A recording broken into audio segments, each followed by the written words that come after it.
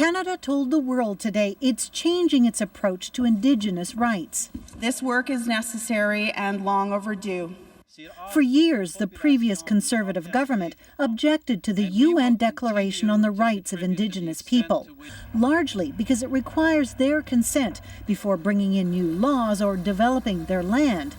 But this government has a different approach. Tomorrow, it is Canada's intention to remove our permanent objector status and become a full supporter of the United Nations Declaration for the Rights of Indigenous Peoples.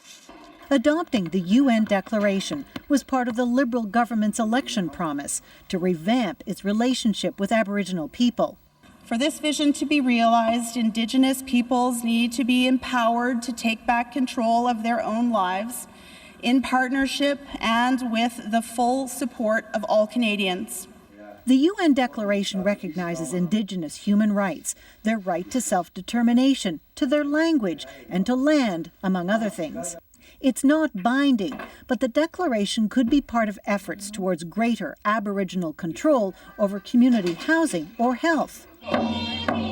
And there's that key section that goes right to the heart of conflicts between Ottawa and many First Nations. Whether it's mining or an LNG operation, they would have to come in as they would approach your government as they would approach any other government to obtain their consent. Today on Power and Politics, the opposition slammed the Liberals for having big plans but no details. What does it mean?